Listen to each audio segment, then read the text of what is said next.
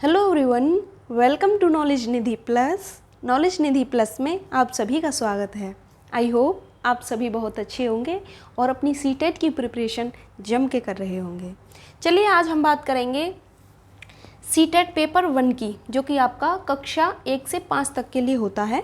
इसको जानेंगे। ये सीटेट आपका हुआ था 18 नवंबर 2012 में। इससे पहले भी हम 2 प्रैक्टिस सेट कर चुके हैं।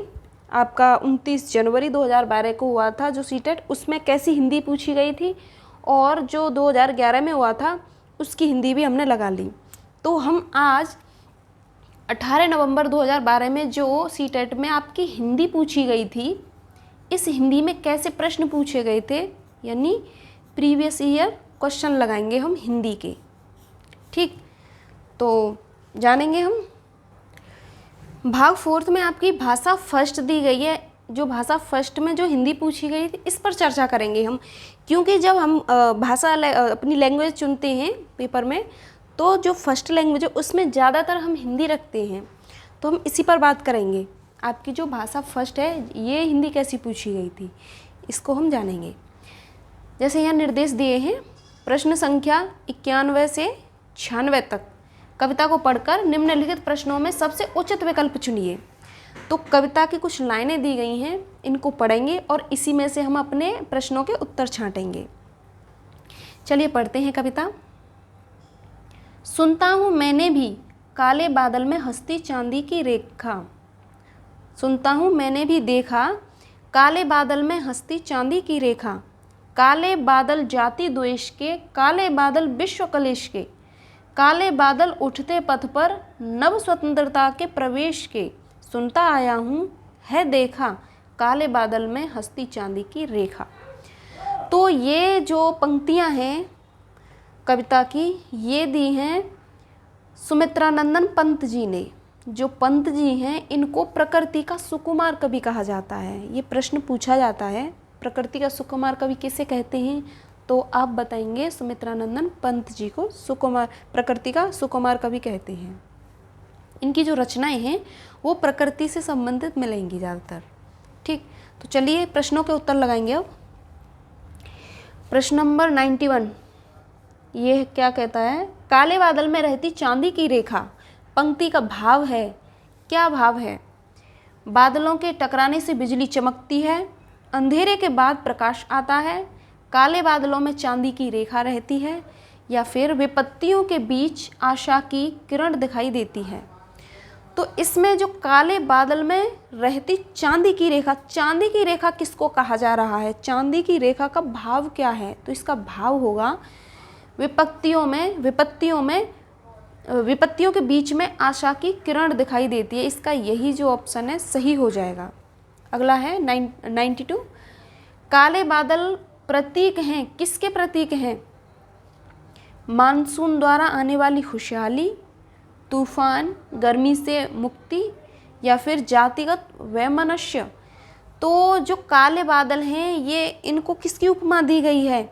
काले बादल कहा गया है, काले बादल की तुलना की गई है जातिगत वैमनस्य से। तो इसका सही आंसर हो जाएगा, प्रतीक बताया है ना, काले बादल प्रतीक हैं किसके? जातिगत वैमनस्य के।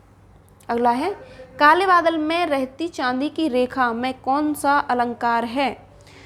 बताइए कौन सा अलंकार है इसमें? उत्प्रेक्षा अलंकार है, या फिर श्लेष अलंकार है, या उपमा अलंकार है, या फिर रूपक अलंकार है? तो इसमें आपका जो सही आंसर होगा वो हो जाएगा आपका श्लेष अलंकार। क्यों? क्योंकि देखिए काले बादल में रहती चांदी की रेखा, यहाँ पर जो बादल हैं इसमें जो चांदी की रेखा की बात की जा रही है, तो देखिए उत्प्रेक्षा तो होगा नहीं, क्योंकि उत्प्रेक्षा में हम क्या मनो, मानो, जनो, जानो ऐसे कुछ शब्द पकड़ लेते हैं। उपमा में सासी से आता है, कुछ तुलना की जाती है, और रूपक में भेद रहित उपमा की जाती है, तुलना की जाती है, भेद रहित होती है। यानी एक तरह से जो उपमा अलंकार है इसमें सासी से तुलना की जाती है, लेकिन जो रूपक होता है इसमें क्या होता है, जो सामने वस्तु दिखती है उसी को वास्तविक मान लिया जाता है, जबकि वहाँ पर विरोध होता है। तो सीधे सीधे यहाँ पर श्लेष अलंकार इसका सही आंसर हो जाएगा। ठीक, अगला है निम्न में से बादल का पर्यायवाची शब्द नहीं है पूछा है। देखिए घन, घन तो बादल का पर्यायवाची है। पयोधर, जलज, जलद, इसमें कौन सा होगा? देखिए यहाँ पर दा दिया है, पयोधर, घन, ये सभी बादल के पर्यायवाची हैं, लेकिन जो जलज है ये किसका है? कमल का है, इसीलिए ये सही हो जाएगा क्योंकि नेगेटिव पूछा है। अगला है स्वतंत्रता का विलोम शब्द है, तो स्वतंत्रता का विलोम शब्द कौन सा है? परतंत्रता, पराधीनता, परतंत्र या गुलाम? इसका सही आंसर जो होगा वो हो जाएगा आपका पराधीनता। स्वतंत्रता यानी फ्रीडम, पराधीनता किसी के अधीन रहना, तो इसका सेकंड आंसर, सेकंड वाला ऑप्शन सही हो जाएगा।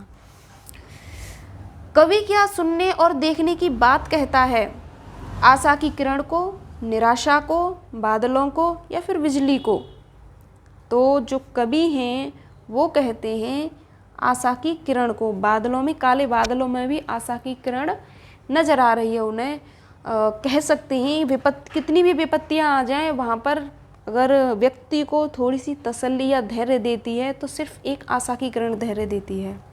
तो वही जो काले बादल में चमकती चांदी की रेखा किसको कहा जा रहा है? आशा की किरण को। ठीक, आशा की किरण को कहा जा रहा है। अगला है निर्देश।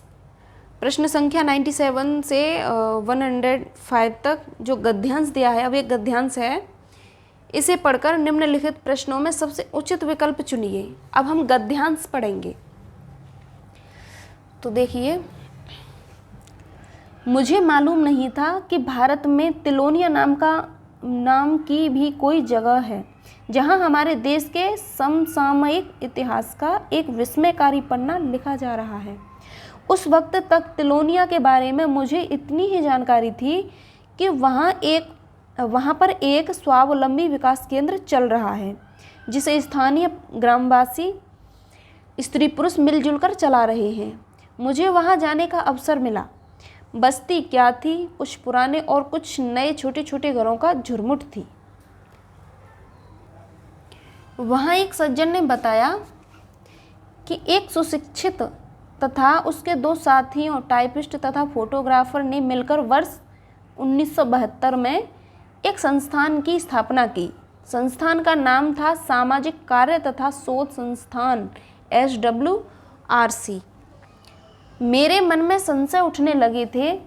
आज के ज़माने में वैज्ञानिक उपकरणों की जानकारी के बल पर ही तरक्की की जा सकती है। उससे हटकर और अवहेलना करते हुए भी नहीं की जा सकती। एक पिछड़े हुए गांव के लोग अपनी समस्याएं स्वयं सुलझा लेंगे, यह असंभव था। वह सज्जन कहे जा रहे थे, हमारे गांव में आज नहीं बसे हैं, इन गांवों में शताब्दियों से हमारे पूर्वज रहते आ रहे हैं। पहले ज़माने में भी हमारे लोग सूझ और पहलकदमी के बल पर ही अपनी दिक्कतें सुलझाते रहे होंगे। ज़रूरत इस बात की है कि हम शताब्दियों की इस परंपरागत जानकारी को नष्ट न होने दें, उसका उपयोग करें। फिर मुझे समझाते हुए बोले, हम बाहर की जानकारी से भी पूरा लाभ उठाते हैं, पर मूलतः स्वावलंबी बनना चाहते हैं, स्वावलंबी, आत्मनिर्भर। मुझे बार बार गांधी जी के कथन याद आ रहे थे। मैंने गांधी जी का जिक्र किया तो वह बड़े उत्साह से बोले, आपने ठीक ही कहा। यह संस्थान गांधी जी की मान्यताओं के अनुरूप ही चलता है। सदापान, कर्मठता, अनुशासन, सहभागिता, यहाँ सभी निर्णय मिल बैठकर किए जाते हैं। आत्मनिर्भरता से मतलब है कि ग्रामवासियों की छिपी क्षमताओं को काम में लाया जाए और गांधी के अनुसार ग्रामवासी अपनी अधिकांश बुनियादी ज़रूरत की वस्तुओं का उत्पादन स्वयं करें। ये एक तीर्थ यात्रा का स्रोत है, भीष्म साहनी से जो लिया गया है। अब हम इसके प्रश्न लगाएंगे, तो गद्यांश में से ही प्रश्न छांटेंगे। प्रश्न है 97, सामाजिक कार्य तथा शोध संस्थान की स्थापना का उद्देश्य था। क्या उद्देश्य था? उन्हें स्वावलंबी, आत्मनिर्भर बनाना, उन्हें प्राचीन परंपराओं से परिचित कराना, ग्रामवासियों को देश विदेश की जानकारी प्रदान करना, या फिर उन्हें केवल अनुशासित करना। तो इसमें जो शोध संस्थान था उसकी स्थापना का उद्देश्य क्या था? उसका उद्देश्य था जो ग्रामवासी हैं उन्हें स्वावलंबी व आत्मनिर्भर बनाना। अगला है 98, लेखक का मानना था, क्या मानना था? ग्रामवासियों को अपनी समस्या स्वयं सुलझाने की आदत है। आधुनिक समय में वैज्ञानिक उपकरण और जानकारी से कटकर या उसकी अवहेलना करके तरक्की नहीं की जा सकती है। आधुनिक समय में वैज्ञानिक उपकरणों और जानकारी के बल पर ही तरक्की नहीं की जा सकती है। ग्रामवासी अपनी समस्याएं स्वयं सुलझा सकते हैं। तो इसमें सही ऑप्शन कौन सा होगा? इसमें आपका सही जो ऑप्शन होगा सेकंड वाला हो जाएगा। कैसे? लेखक का मानना था, वो क्या सोच रहे थे लेखक? आधुनिक समय में वैज्ञानिक उपकरण और जानकारी से कटकर या फिर उसकी अवहेलना करके, किसकी? वैज्ञानिक उपकरणों की अवहेलना करके तरक्की नहीं की जा सकती, ऐसा ही तो सोच रहे थे लेखक। तो ये ऑप्शन आपका सही हो जाएगा। अगला है 99, संस्थान के निर्णय और संचालन में आधारभूत भूमिका इनमें से किसकी है? उस गांव में रहने वाले सभी लोगों की, गांव प्रधान की, संस्थापक की, या फिर केवल गरीब और दलित महिलाओं की? इसमें आपका सही ऑप्शन होगा जो उस गांव में जो लोग रहते थे, उस गांव के जो रहने वाले लोग हैं उन सभी की इसमें, किसमें जो संस्थान था इसके निर्णय और संचालन में उनकी भूमिका थी। ठीक। अगला है आत्म उपसर्ग किस शब्द में नहीं है? नहीं पूछा है। आत्मीय, परमात्मा, आत्मनिर्भर, आत्म सम्मान। उपसर्ग क्या होता है? वे मूल शब्द जो किसी भी शब्द में वे शब्दांश जो किसी भी मूल शब्द में आकर आगे जुड़ जाते हैं, यानी पूर्व में जुड़ते हैं, वही क्या होते हैं? उपसर्ग होते हैं। तो देखिए आत्मीय में भी है, आत्मनिर्भर, आत्मसम्मान, लेकिन यहाँ पर लगा है, इसमें नहीं है, तो यही सही हो जाएगा। लेखक के अनुसार तिलेनिया गांव में हमारे देश के आजकल के इतिहास का विस्मयकारी पन्ना लिखा जा रहा है, इसका कारण है, क्या कारण है इसका? वहाँ के लोग अनुदान पर आश्रित हैं। केंद्र में इतिहास पर विस्मयकारी शोध किया जा सकता है। तिलोनिया गांव पिछड़े गांव के रूप में जाना जाता है, या फिर वहाँ के एक स्वावलंबी विकास, वहाँ पर एक स्वावलंबी विकास केंद्र चल रहा है। तो इसमें सही ऑप्शन क्या होगा? फोर्थ हो जाएगा। कैसे? तिलोनिया गांव में क्या हो रहा है? हमारे देश के आजकल के इतिहास का विस्मयकारी पन्ना लिखा जा रहा है। क्यों? इसका कारण क्या है? क्योंकि वहाँ पर एक स्वावलंबी, यानी जो वहाँ गांव के लोग रहते हैं उनको आत्मनिर्भर बनाने के लिए क्या हो रहा है? एक विकास केंद्र चलाया जा रहा है। अगला है 102, शताब्दी डैश समास का उदाहरण है। तो शताब्दी में कौन सा समास है? तत्पुरुष, बहुब्रीहि, अव्ययीभाव या द्विगु? तो आप सभी जानते हैं जहाँ संख्या दी जाती है वहाँ पर द्विगु समास होता है, तो द्विगु सही हो जाएगा। प्रश्न नंबर 103, गांधी जी डैश को मान्यता नहीं देते हैं। किसको मान्यता नहीं देते? अकर्मण्यता, सदापान, आत्मनिर्भरता या कर्मठता? तो इसमें आपका सही ऑप्शन कौन सा होगा? फर्स्ट हो जाएगा। अकर्मण्यता यानी निठल्ला कह सकते हैं या आलसी कह सकते हैं। अगला है 104, निम्नलिखित में से संज्ञा का उदाहरण नहीं है। देखिए नहीं पूछा है। अनुशासन, अनुशासित, आत्मनिर्भरता या स्वावलंब? तो इसमें आपका कौन सा ऐसा शब्द है जो कि एक संज्ञा नहीं है? यानी 3 संज्ञा है, एक संज्ञा नहीं है। इसमें आपका जो सेकंड वाला ऑप्शन है ये सही हो जाएगा। क्यों? क्योंकि देखिए अनुशासन क्या है? एक संज्ञा है। आत्मनिर्भरता ये भी एक संज्ञा है, भाववाचक संज्ञा। स्वावलंब भी एक क्या है? संज्ञा है। लेकिन जो अनुशासित है ये एक विशेषण है, इसीलिए ये क्या हो जाएगा? इसका सही आंसर हो जाएगा। प्रश्न नंबर 105, उपयोगी शब्द का विलोम क्या है? अनुपयोगी, उपयोगिता, उपयोगी या अनुपयोगी? तो सही ऑप्शन क्या होगा इसमें आपका? फोर्थ हो जाएगा, अनुपयोगी। अन उपयोगी बराबर हो गया अनुपयोगी। अब आगे हम जानेंगे, अगले निर्देश हैं प्रश्न संख्या 106 से 120 तक निम्नलिखित प्रश्नों के उत्तर देने के लिए सबसे उचित विकल्प चुनिए। चलिए थोड़ी पेडागोजी कर लेते हैं अब। प्रश्न संख्या है 106, भाषा सीखने सिखाने का उद्देश्य है, क्या उद्देश्य है? अपनी बात की पुष्टि के लिए तर्क देना, विभिन्न स्थितियों में भाषा का प्रभावी प्रयोग करना, अपनी बात कहना सीखना, या फिर दूसरों की बात समझना सीखना। तो इसमें सही ऑप्शन क्या होगा बताइए? इसमें आपका सही हो जाएगा सेकंड वाला। भाषा सीखने सिखाने का उद्देश्य क्या है? उद्देश्य है इसका विभिन्न स्थितियों में भाषा का प्रभावी प्रयोग करना।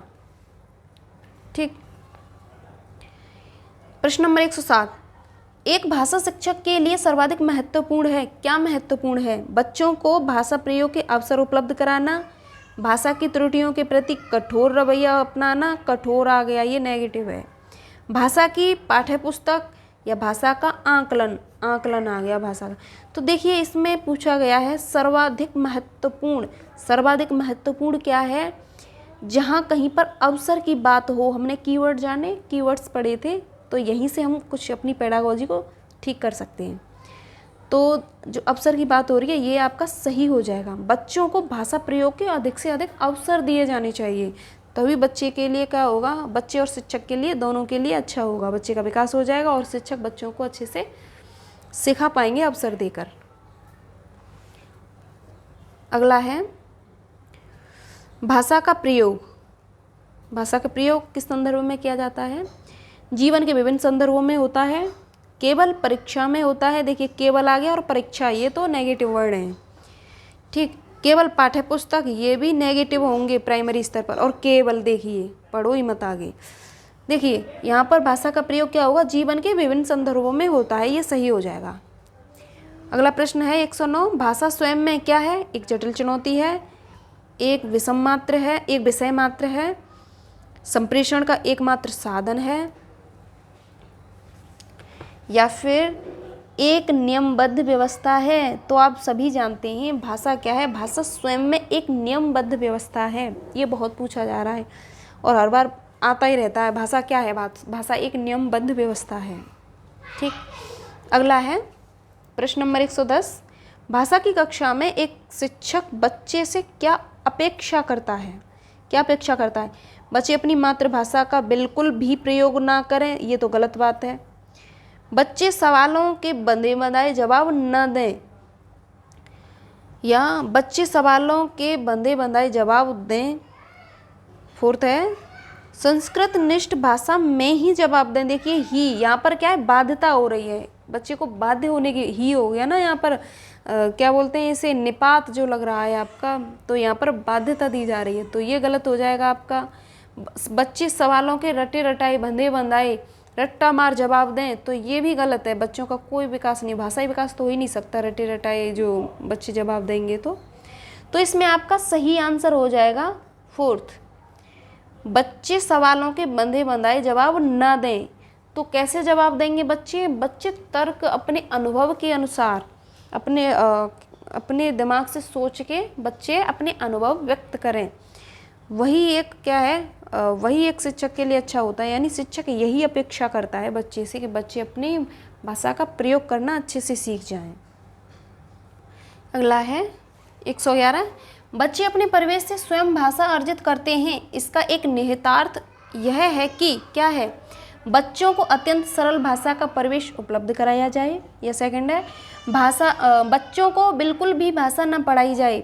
थर्ड, बच्चों को समृद्ध भाषिक परिवेश उपलब्ध कराया जाए। या फिर फोर्थ है बच्चों को केवल लक्ष्य भाषा का ही परिवेश उपलब्ध कराया जाए। ठीक है, तो इसमें ये तो वैसे ही गलत हो जाएगा। तो इसमें सही ऑप्शन क्या होगा? इसमें आपका सही हो जाएगा थर्ड, बच्चों को समृद्ध भाषिक परिवेश दिया जाएगा तो बच्चों का भाषाई परिवेश है, भाषाई विकास है, वो कैसा होगा, अच्छा होगा। ठीक है, तो उसे कैसा परिवेश उपलब्ध कराया जाए, समृद्ध यानी अच्छा भाषिक परिवेश। ठीक, तो आपका ये थर्ड वाला सही हो जाएगा। अगला है भाषा की पाठ्य पुस्तकें भाषा सीखने की एकमात्र संसाधन है, एकमात्र की बात हो गई। अभ्यास परक ही होनी चाहिए, ही आ गया और अभ्यास परक की बात हो गई। साधन है या फिर साध्य है, तो भाषा की जो पाठ्य पुस्तक हैं ये एक साधन है। ठीक, इनको हम साधन के रूप में प्रयोग करते हैं। अगला है 113, बच्चों की भाषा संबंधी क्रमिक प्रगति का लेखा जोखा रखना डैश से संभव है। किससे संभव है, पोर्टफोलियो, उत्तर पुस्तिकाओं, लिखित परीक्षा, मौखिक परीक्षा। इसमें क्या सही होगा, देखिए बच्चों की भाषा संबंधी क्रमिक प्रगति, किसी का प्रगति का, किसी का लेखा जोखा, बच्चे का जो भी लेखा जोखा रखा जाता है वो किस में रखा जाता है, पोर्टफोलियो में रखा जाता है। ठीक, तो इसका सही ऑप्शन हो जाएगा पोर्टफोलियो। अगला है पत्र पत्रिकाएं भाषा सीखने में क्या करती हैं, त्रुटियों को बढ़ावा देती हैं, बड़ों के पढ़ने की वस्तु हैं या फिर साधक हैं या बाधक हैं। तो क्या हैं पत्र पत्रिकाएं भाषा सीखने में क्या करती हैं, इसमें आपका थर्ड ऑप्शन सही हो जाएगा। ये क्या है, पत्र पत्रिकाएं भी एक साधक हैं। अगला है 115, बच्चों की भाषा के आकलन का सर्वाधिक प्रभावी तरीका है, क्या है, प्रश्नों के उत्तर देना, प्रश्न पूछना और पढ़ी गई सामग्री पर प्रतिक्रिया व्यक्त करना, या फिर श्रुतलेख या लिखित परीक्षा। तो देखिए श्रुतलेख ठीक है, लेकिन यहाँ पर भाषा आकलन की बात की गई है। बच्चा श्रुतलेख से बच्चा लिखना सीख सकता है, लिखने की क्षमता का विकास कर सकता है, लेकिन लिखेगा तो अपने विचार थोड़ी ना लिखेगा, सुन सुन के लिखेगा। और लिखित परीक्षा ये भी नेगेटिव हो जाता है, सिर्फ प्रश्नों के उत्तर ही देना, ये भी गलत है। सबसे सही और सटीक आंसर जो बैठ रहा है, ये बैठ रहा है प्रश्न पूछना और पढ़ी गई शिक्षक द्वारा प्रश्न पूछे जाएं, तो बच्चे आप अलग अलग तर्क करेंगे, अलग अलग अपने उत्तर देंगे, तो ये सही रहेगा। और पढ़ी गई जो सामग्री है उस पर प्रतिक्रिया कि आपने क्या सीखा इसमें से, जो भी पाठ पढ़ाया गया, तो बच्चे की प्रतिक्रिया व्यक्त कराना, अध्यापक द्वारा बच्चे को प्रतिक्रिया देने को कहना, तो ये सही हो जाएगा। अगला है भाषा अर्जन में महत्वपूर्ण है, क्या है, भाषा के विभिन्न रूपों का प्रयोग, भाषा का व्याकरण, पाठ्य पुस्तक या भाषा का शिक्षक। तो देखिए भाषा अर्जन में सबसे महत्वपूर्ण जो पक्ष है वो आपका भाषा के विभिन्न रूपों में प्रयोग, यानी भाषा अर्जन में सबसे महत्वपूर्ण ये होता है कि बच्चा किसी भी संदर्भ में, यानी जीवन के विभिन्न संदर्भों में हर तरह से जो भी कोई भी स्थिति हो अपनी भाषा का अच्छे से प्रयोग कर पाए, यानी विभिन्न परिस्थितियों में भाषा का सहज प्रयोग कर पाए। तो यही भाषा का एक महत्वपूर्ण लक्ष्य है। अगला है 117, निम्नलिखित में से कौन सा भाषा शिक्षण का उद्देश्य है। तो इसमें भाषा सीखते समय त्रुटियां बिल्कुल ना करें। देखिए त्रुटियां तो हम बच्चों के सीखने का, यानी हमारे सीखने का एक हिस्सा है। गलतियां तो करते हैं और गलतियां करनी भी चाहिए, ठीक, तो ये तो हिस्सा होती हैं, इसलिए ये ऑप्शन तो गलत हो जाएगा। भाषा की बारीकी और सौंदर्य बोध को सही रूप में समझने की क्षमता को हतोत्साहित करना। देखिए हतोत्साहित कैसा वर्ड है, नेगेटिव, गलत है ये। भाषा के व्याकरण सीखने पर बल देना, सिर्फ व्याकरण और बल देना, ये क्या हो गया, ये गलत हो गया। फोर्थ बचा है निजी अनुभवों के आधार पर भाषा का सृजनशील प्रयोग करना, यही आपका सही हो जाएगा। फोर्थ, निजी अनुभव, बच्चे अपने अपने अनुभव के आधार पर भाषा का प्रयोग करें।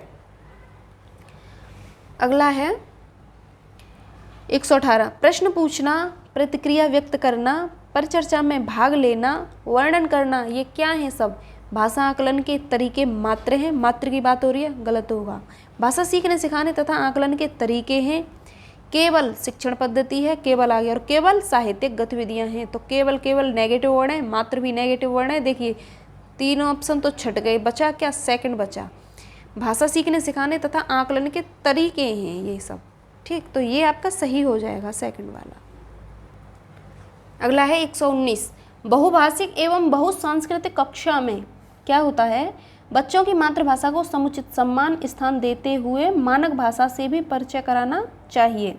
सेकंड है, बच्चों को केवल मानक भाषा के प्रयोग के लिए ही पुरस्कृत करना चाहिए। बच्चे को किसी भी प्रकार का पुरस्कार नहीं देना, किसी भी तरह का, ठीक है।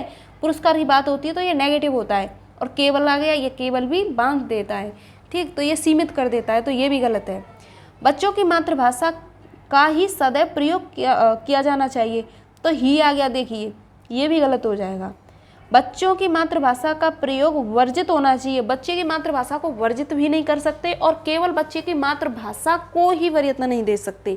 मातृभाषा के साथ साथ में आपका ऑप्शन कौन सा सही होगा, आपका पहला ही सही हो जाएगा।